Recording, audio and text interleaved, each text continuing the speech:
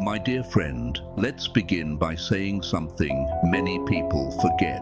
The most radiant life is not the one that has never been touched by sorrow, disappointment, or fear. No, a life without struggle is not truly alive at all. The most radiant life is the one where a soul recognizes that trials are not accidents.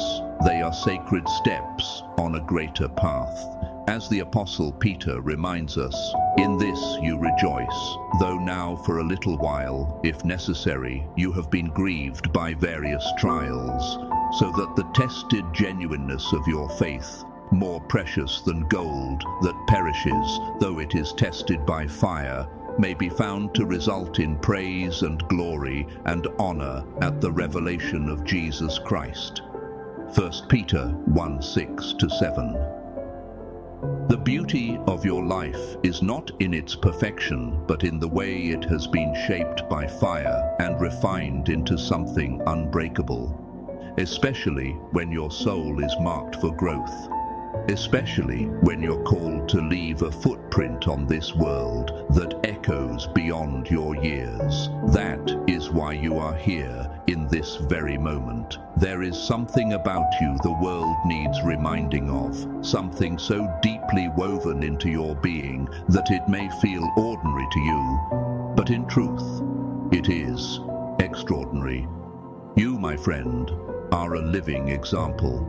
Not the kind that shouts for attention, not the kind that performs for applause, but the kind that shapes others quietly, like the steady flow of a river carving stone. You embody something others long to see: resilience without bitterness, compassion without pretense, humility without weakness. Let your light shine before others, so that they may see your good works and give glory to your Father who is in heaven. Matthew 5:16. And whether you see it or not, your light has been shining. There is a sacred power in the way you carry yourself. You do not fake peace. You do not hide behind masks. You stand in truth and you walk in grace. Your life whispers something real to those around you. That peace is not inherited. It is built brick by brick, even in the middle of chaos. You are not defined by pretending everything is fine.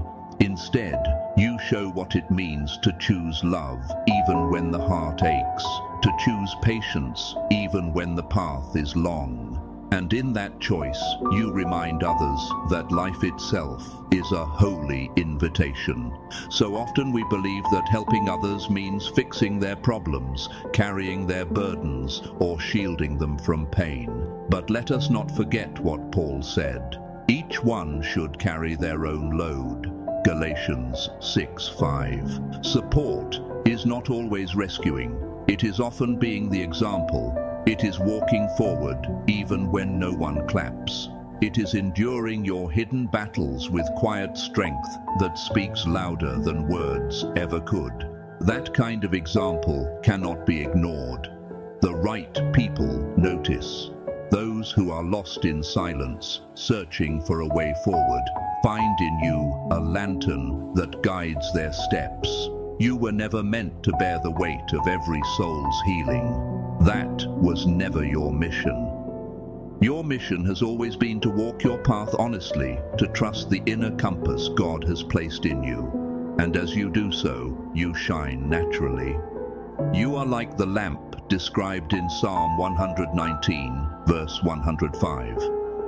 Your word is a lamp to my feet and a light to my path.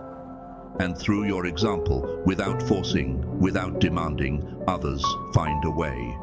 Let us also pause to talk about gratitude, because it is not always loud or poetic. True gratitude is not only lifting your hands in thanksgiving when everything falls neatly into place. Gratitude is waking in the middle of hardship and whispering, "Even this is sacred." It is sitting in the unknown and trusting, "The Lord is my shepherd, I shall not want." Psalm 23, verse 1. Gratitude is not shallow. Sometimes it looks like a trembling breath after long nights of tears. Sometimes it is refusing to let bitterness speak, even when the world misunderstands you. Sometimes it is simply showing up quietly, with love still alive in your chest. And in that, my friend, is grace itself in motion.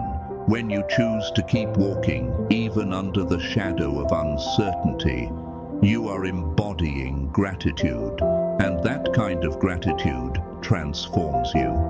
Have you noticed how your life has slowly become a refuge for others? That when you walk into a room, the atmosphere shifts. Not because everything is easy for you, but because you carry a peace that others cannot explain. That is no accident. Blessed are the peacemakers, for they shall be called sons of God. Matthew 5:9. You are not only surviving, you are teaching others what survival looks like when it is drenched in truth and compassion. You are showing that one can remain gentle without becoming small, strong without becoming hardened, grateful without pretending everything is flawless. This quiet strength is now written into your presence, even if you did not ask for it, others feel it. They may not always have the words, but their hearts know it. There is something in you that steadies them. And have you noticed how people open themselves around you? How their hearts, guarded with walls, soften in your presence? That is because you carry a spirit that is safe, real, unfiltered. They see in you a reflection of what they could become, and whether they are ready or not, your very existence plants a seed of possibility. That, my friend, is why you're already a role model. You did not have to strive for it. You did not have to perform. You became one by living authentically. For the ones who are ready, your presence is a quiet answer to the questions they've been carrying. Not because you preach at them, but because your life itself is the sermon. You yourselves are our letter, written on our hearts, known and read by everyone. 2 Corinthians 3:2. You are the teaching. Your very existence is the living example, not polished, not pretending, but real, aligned, and unafraid to keep evolving. You know by now that real helping does not always look like fixing. Sometimes, the holiest act of love is trusting someone to walk their own valley, because valleys are sacred places. As Psalm 23 verse 4 reminds us, even though I walk through the valley of the shadow of death, I will fear no evil, for you are with me. No one can walk your valley for you, and you cannot walk another's valley for them, but you can walk beside them, carrying your own lamp, showing that survival is possible. And you know this truth intimately. Had anyone taken away your darkest nights, you would not have found the inner light that rose in you. Had someone pulled you out of your storms too soon, you would not have grown the strength that now defines you. That is why you no longer rob others of their own sacred process. You empower, not coddle. You trust, not control. You respect the timing of another's soul. This is wisdom, and it is leadership. For the world is weary of being told what to do. What people hunger for is an example of what can be. They long to see a life lived from the heart without losing integrity. And that is what you embody. When I speak of gratitude in you, I do not mean shallow phrases or tired affirmations. I mean the gratitude woven into your spirit like breath itself. The gratitude that looks at delay and still says, I trust the Lord's timing. The gratitude that looks at heartbreak and still whispers, the Lord is close to the brokenhearted and saves those who are crushed in spirit. Psalm 34:18.